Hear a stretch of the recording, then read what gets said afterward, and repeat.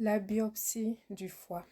J'aurais aimé avoir ce genre de vidéo parce que j'appréhendais ce rendez-vous. J'ai fait des recherches pour me préparer. J'aime savoir où est-ce que je m'en vais, mais j'en ai pas trouvé. Donc moi, j'ai décidé de faire la vidéo parce que je vois que mes capsules commencent à toucher beaucoup de personnes qui traversent ou qui ont traversé la même chose que moi.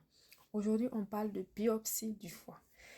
La première fois qu'on me prescrit cet examen-là, j'ai dit, c'est peut-être douloureux, hein? Donc, j'ai reporté la première fois tellement je stressais. Je vais faire des recherches, les vidéos que je vois. Les gens ont bien parlé. Ils ont dit que c'était douloureux. Mais j'y croyais pas. Donc, moi, je vais partager mon expérience aujourd'hui. C'est un examen, honnêtement, je te conseille de ne pas aller seul. Si je savais, j'allais partir accompagnée. Le matin, je suis partie, toute contente. Je me suis dit, ah, au moins, je vais faire. Et puis, je vais passer à autre chose. Je ne savais pas ce qui m'attendait. Je suis honnête. Donc, je pars et j'aime arriver à l'avance. J'arrive, je pense, 30 minutes à l'avance. On me dit, ah, madame, vous êtes de bonne heure. J'ai dit oui. Je préfère arriver à l'avance. On dit, ton infirmière n'est pas encore arrivée. Va t'installer dans telle salle. Elle va venir te retrouver là-bas. Je porte mon sac. Je m'en vais. C'était une chambre d'hospitalisation. Je pense que c'est comme ça se dit. Il y avait 2 lits. Quand j'ai vu ça, j'ai dit, dans quoi je viens? Dans quoi je suis aujourd'hui? Le stress a commencé à monter un peu. Et quelques minutes après, l'infirmière est venue très sympathique. Elle s'est occupée de moi. Elle m'a donné les conseils. Vous devez aller vous habiller. Voici votre place. Voici votre lit. Elle m'a expliqué le processus. Bientôt, ils vont venir me chercher pour aller faire des prises de sang. Et après les résultats, je vais aller en salle pour la biopsie. Elle m'a expliqué tout le processus. J'ai dit d'accord. Et après ça, on va vous garder en observation pendant quelques heures. D'accord.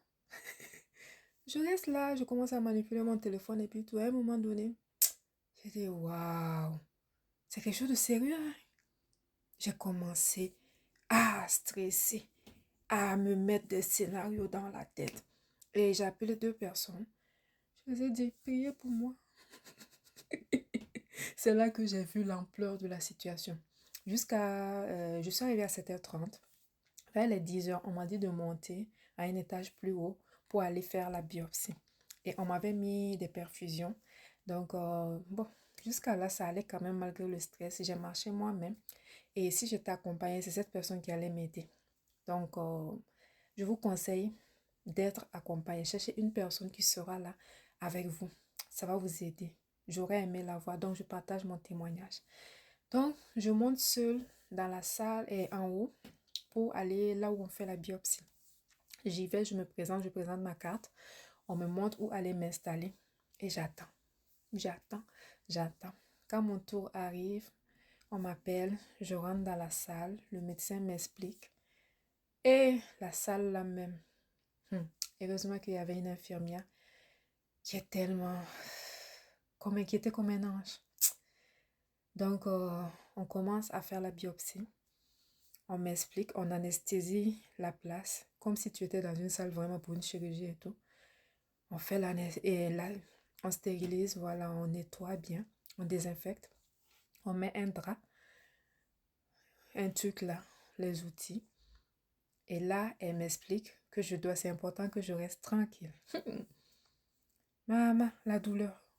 Oh my God. Parce que oui, en haut c'est gelé, la peau est gelée.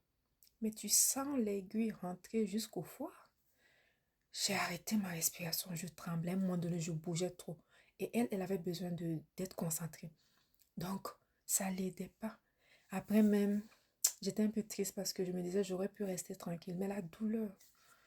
Donc, à un moment donné, l'infirmière, tellement une bonne personne, d'une empathie pas possible. Elle est venue me tenir la main. Donc, quand je supportais pas la douleur, je serrais sa main. Et je me disais, supporte, ça va passer. C'était pas long, mais c'était les minutes les plus longues de toute ma vie. Maintenant, quand elle a terminé, elle me félicite. Elle dit, ah, ouf, on a terminé.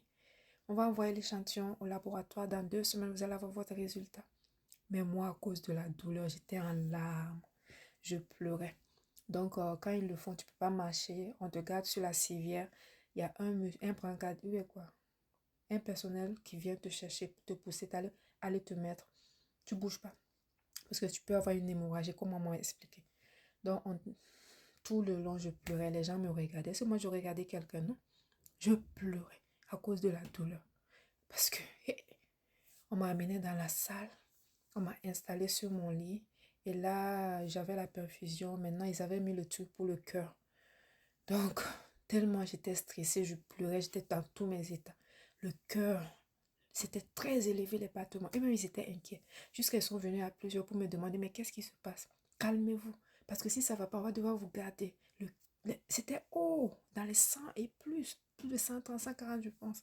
Si je ne me trompe pas, les battements du cœur. La machine ne faisait que sonner. Pem, pem, pem, pem, pem. Hey, j'ai essayé des méthodes. J'ai dit, hey, si je ne fais pas attention, ils vont me garder pendant longtemps. Et j'ai des enfants qui m'attendent. Donc, heureusement, après, je me suis calmée. Ça s'est bien passé. Vers le soir, je pense vers 15 heures, on est venu me retirer les choses. Ils ont fait les signes vitaux et tout. Tout allait bien. Ils m'ont dit que je pouvais rentrer à la maison. J'étais contente. Je suis sortie, j'ai respiré. Puis j'ai appelé un véhicule, un taxi, je pense. Je suis rentrée. Je suis allée dans un magasin d'abord parce que j'avais besoin de changer d'air.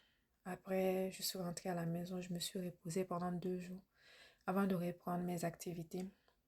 Et comme je vous l'avais dit, moi dans mon cas, c'est parce que j'ai fait une réaction allergique à un médicament. Le foie était sévèrement touché.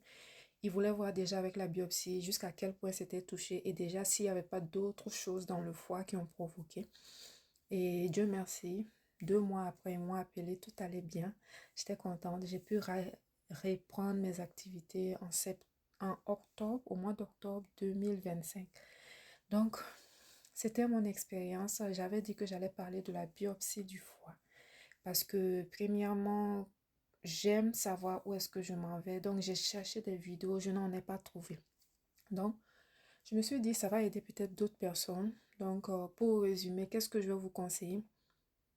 Moi, c'est juste que je ne supporte pas du tout la douleur. Voilà. Donc, premièrement, ne vous inquiétez pas. Ne stressez pas. Moi, ça ne m'a pas aidé. La deuxième chose, faites-vous accompagner. N'allez pas seul. Si vous avez une personne avec vous, cette personne va vous parler, va vous rassurer et tout. C'est très important. Même pour manger, si vous avez besoin de quelque chose, cette personne peut prendre pour vous remettre. N'allez pas seul. Et la troisième chose, reposez-vous. Même après, c'est un examen qui est un peu lourd. C'est pas anodin. Reposez-vous. Quand vous allez rentrer, ne prenez pas les charges lourdes. Restez dans votre coin. Surtout si vous avez des petits-enfants comme moi, donnez-les à quelqu'un parce qu'ils peuvent, par inattention, vous faire mal. Et puis tout, eux, ils savent pas. Ce sont des enfants. Donc, c'était tout pour cette vidéo. Je vous rassure, ne vous inquiétez pas. La douleur, bon, je suis honnête, oui, moi, j'ai eu très mal et ça m'a traumatisée. Mais ça ne veut pas dire que ça sera le cas pour vous. Vous voyez, préparez-vous. Si vous n'avez pas le choix, vous devez le faire. Vous voyez, la santé, c'est ça qu'on cherche dans la vie. Mais ne vous inquiétez pas, c'est un moment qui finit par passer et ça va aller. À bientôt.